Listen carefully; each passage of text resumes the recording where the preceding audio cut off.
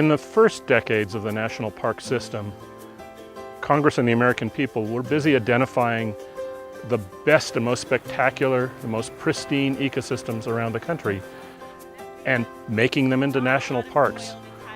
They were a uniquely and are a uniquely American institution.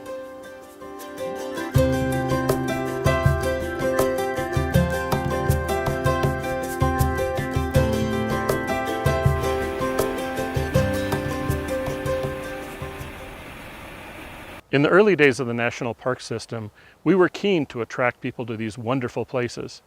So we built highways to make it convenient to come, and sometimes those highways crossed meadows and streams, interfering with the natural flow and damaging park ecosystems.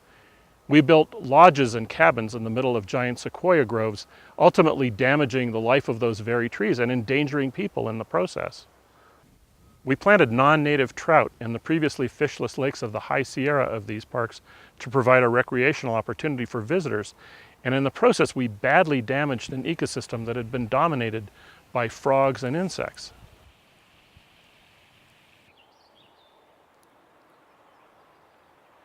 There's a lot of challenges to restoring ecosystems, and not all past mistakes can be fixed. But here at Halstead Meadow, we hope we're on our way to restoring these mistakes.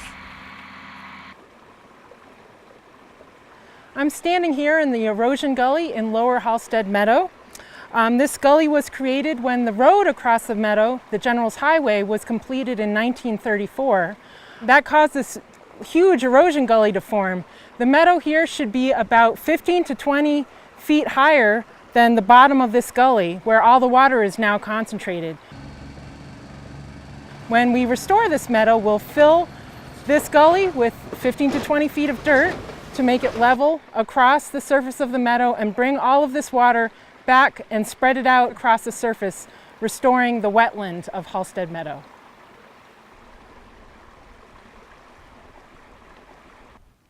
In 2001, Sequoia and Kings Canyon National Parks started eradicating non-native trout from certain lakes and streams to benefit native species. We focused on areas that had mountain yellow-legged frog populations nearby so that those threatened frogs could immediately benefit. Based on the success in our current restoration sites, we expect to propose to restore up to 85 additional lakes and ponds from these two parks. Therefore, there will be many areas for people to continue enjoying the parks by doing recreational angling.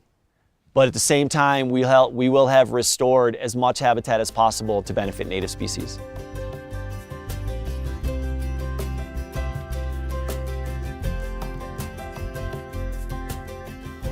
Nature is not infinitely elastic, and ecological restoration cannot correct all the ills of the past. There are changes that we have made in the past that are simply irreversible, and we need to use wisdom to avoid making those changes in the future.